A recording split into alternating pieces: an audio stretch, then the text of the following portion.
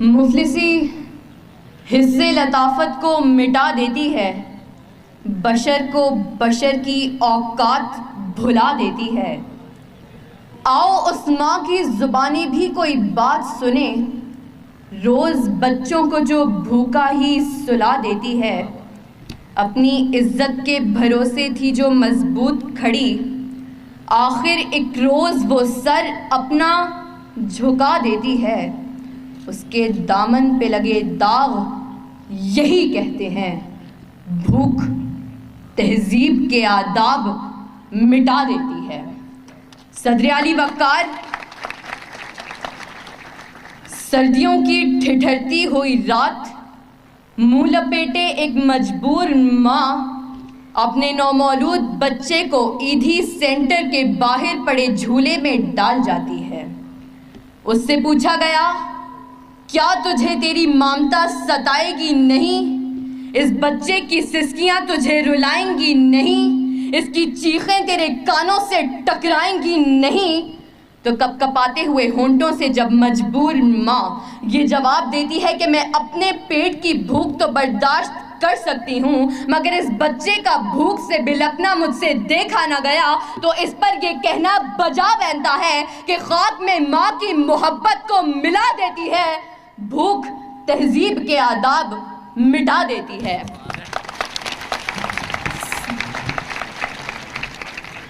صدر علی وقار آج اس معزز اور باوقار ایوان میں قائد ایوان نے جو قرارداد پیش کی کہ ہم معاشی نہیں اخلاقی بدحالی کا شکار ہیں، میں اس کی بھرپور مخالفت کرتی ہوں، کیونکہ جس اخلاقی بدحالی کا رونا وہ رو کر گئے، وہ اخلاقیات تو خود معاشیات کی محتاج ہیں۔ قریب ہے کہ مفلسی تمہیں کفر تک لے جائے، اخلاقیات معاشیات کی محتاج ہیں۔ آئیے دلائل سے بات کرتے ہیں۔ روٹی کے چند ٹکڑوں اور قابل گزارا دودھ کی قلت سے تھر پارکر میں دم توڑنے والے مجبور بچوں کا اصل مسئلہ اخلاقیات نہیں معاشیات ہے۔ اسی شہر لاہور میں غربت سے تنگ آ کر بشرا نامی خاتون اپنے 2 معصوم بچوں کے ساتھ چلتی ہوئی ٹرین سے ٹکرا جائے تو اس کا اصل مسئلہ اخلاقیات نہیں معاشیات ہے۔ زرد چہرہ،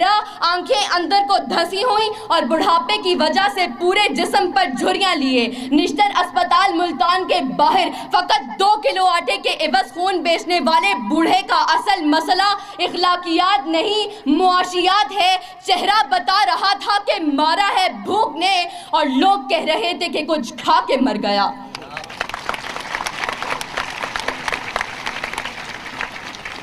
صدر علی وقار تنگ دستی، بھوک اور ابتر معاشی حالات اعلیٰ اخلاقیات کی ضد ہیں۔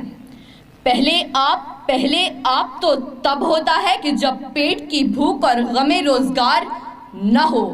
2 جمع 2 4 روٹیوں کی بجائے 2 جمع 2 4 تو تب ہوتے ہیں کہ جب پیٹ کی بھوک اور غم روزگار نہ ہو۔ بیٹی کا 4 دیواری میں رہنا، خاندان کی عزت پر کٹ مرنا، یہ سب تو تب ہوتا ہے کہ جب پیٹ کی بھوک اور غم روزگار نہ ہو۔ چاند روٹی کی بجائے چاند میں چرخہ کاٹتی بڑھیا تو تب دکھائی دیتی ہے کہ جب پیٹ کی بھوک اور غم روزگار نہ ہو۔ فاقوں نے تصویر بنا دی آنکھوں میں، گول جو بھی چیز ہو روٹی لگتی ہے۔ اور تو اور عبادت و ریاضت بھی تب ہوتی ہے کہ جب پیٹ کی بھوک اور غم روزگار نہ ہو۔ کون عاشق خدا کی ذات کا ہے، سارا چکر معاشیات کا ہے۔ صدر علی وقار آئیے زمینی حقائق کا جائزہ لیجئے۔ آج کشمیر میں مسلمانوں کو اپنے گھروں میں بند ہوئے 115 دن گزر گئے۔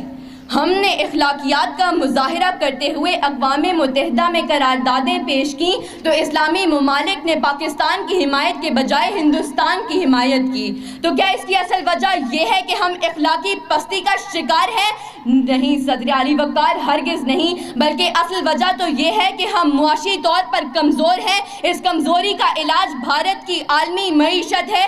ہمیں یہ بات تسلیم کرنی ہوگی کہ ہم اخلاقی نہیں بلکہ معاشی بدحالی کا شکار ہیں، کیونکہ یہ اخلاقیات تو خود معاشیات کی محتاج ہیں۔